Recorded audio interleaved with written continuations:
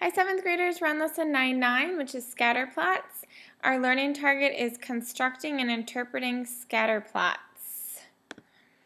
Scatterplot is a graph that shows the relationship between two sets of data. So we have data along our x axis and then data along our y-axis. So types of relationships of scatterplots. Positive, so it kind of goes along with what we know about slope. We can see that this is going in a positive direction. So there's a positive relationship between our x and our y values. So as x increases, so does y. We can see the further down we go on x, the higher up we go with y. So that's a positive relationship. Negative relationship also looks like a negative slope. As x increases, y decreases. So the further we go over to the right with x, the less y gets.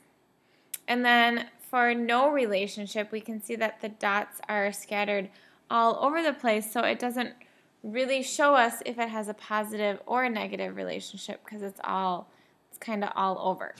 And as you can see on the positive and the negative, it kind of makes a line. Like we could make a line that kind of goes right in between all the dots, and that would be called our line of best fit, which we're going to talk about in a little bit. But to have a positive or negative relationship, they need to be at least somewhat in the same area and somewhat going in the same direction. All right, explain whether the scatter plot for the data for the amount of memory in the MP3 player and the cost shows a positive, negative, or no relationship. So this one isn't quite as obvious as the graphs up here, but we can see that it's going in a positive direction, and we can also see that the more memory, the more expensive the MP3 player is. So this relationship is going to be a positive one.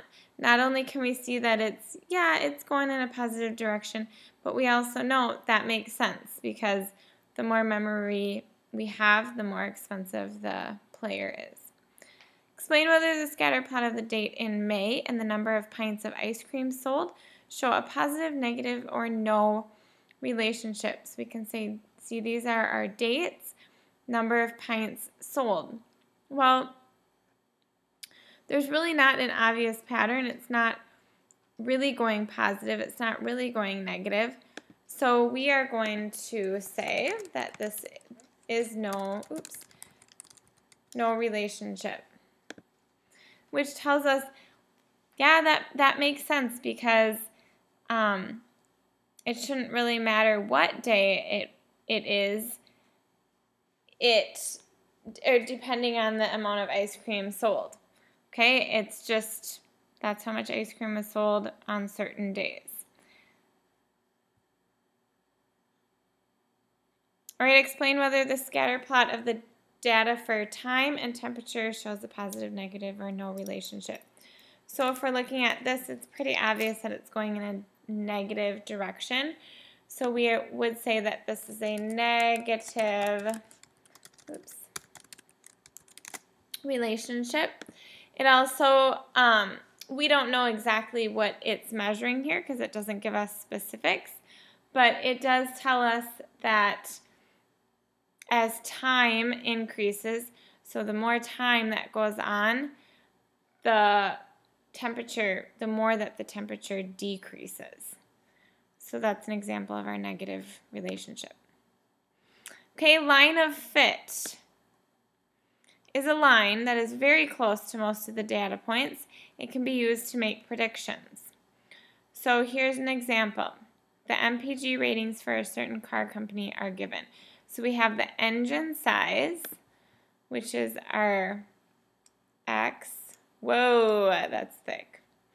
And the MPG, which is our Y.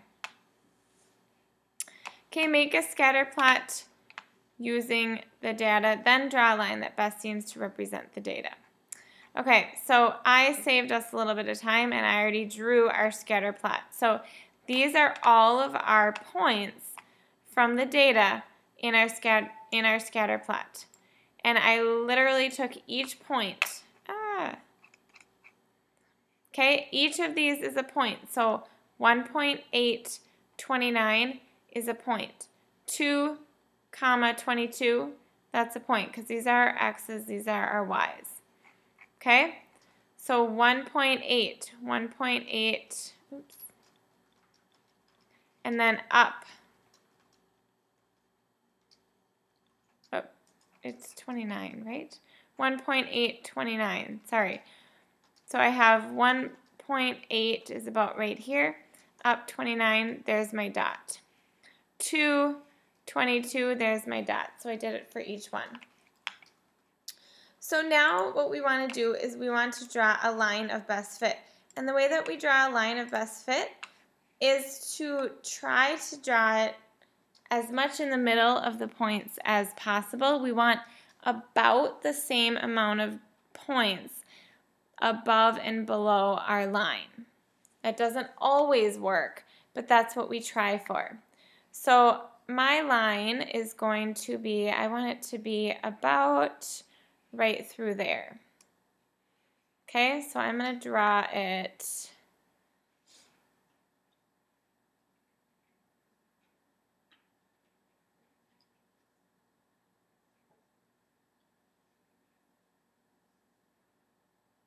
about like that. Actually, no. I'm going to have it going more like that.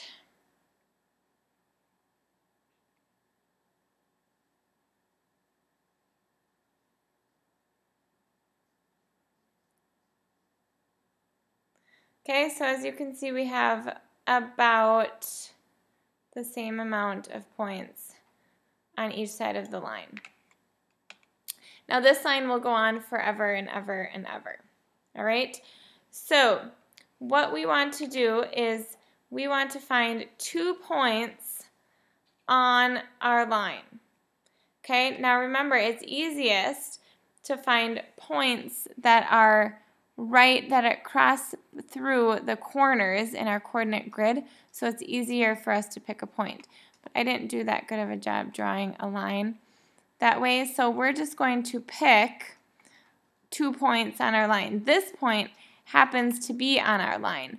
So 3.5 and 20 is on our line. So we have 3.5, 20 is one of our points. Okay, and then let's also look at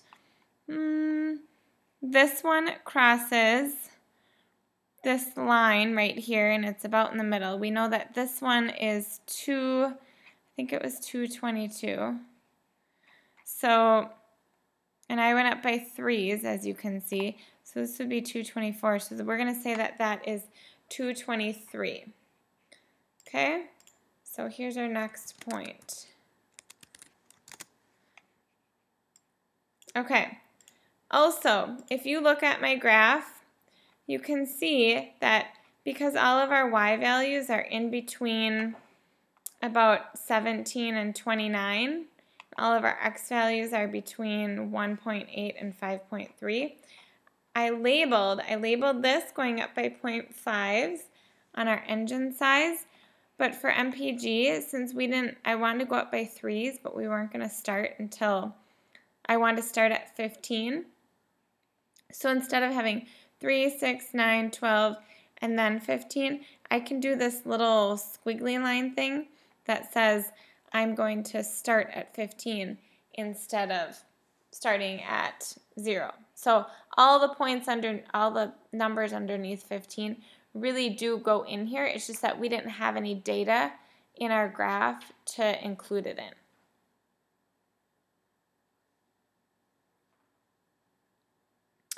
Okay, so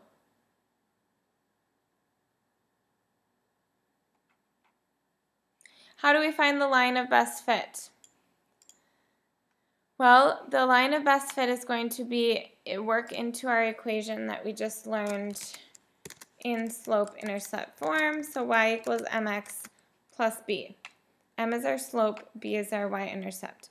Okay, we can figure this out by first finding the slope. So remember, our slope, let's make this a little bit, is y minus y over x minus x.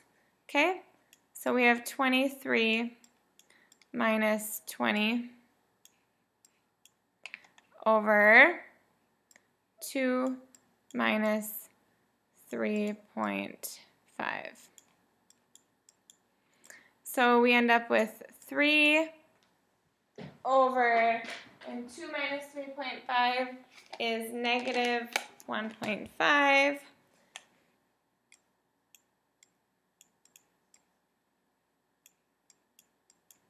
So then we can take 3 and divide it by 1.5, and we get 2, oops, and because we have a negative on the bottom, our slope is negative 2. Okay? If we extend our line, which I should have extended, so let's just extend, keep going like that. Okay? We're estimating that it is crossing, oops, the y-axis at about 28. So this is just an estimate, okay? So our y, or our b then, is going to be, oops, okay, why is it letting me extend my page here? So our y-intercept b, because remember b is where it crosses the y-axis, is about 28. So I'm going to rewrite my equation then. Y equals negative 2x, because that's our slope, plus 28. So there's our equation for the line.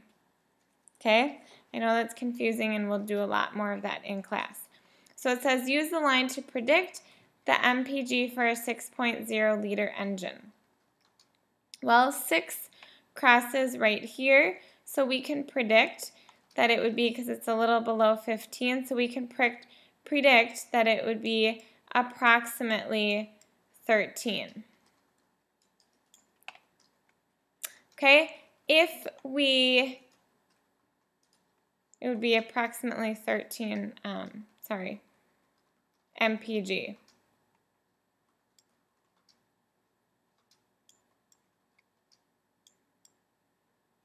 If we put 6 into our equation, so let me change, and we did y equals negative 2 times 6 plus 28. So we would have negative 12 plus 28. So then y equals 16. So because our equation, remember, is just a line of best fit, it's just estimating, it's about, and we were estimating on our graph also. So we get about 16, approximately 16 MPG for a 6.0 engine size. Okay, so again, we look at our points, we draw our line of best fit. Okay, we may draw, you and me might draw different lines, and that's okay as long as it's around the same area.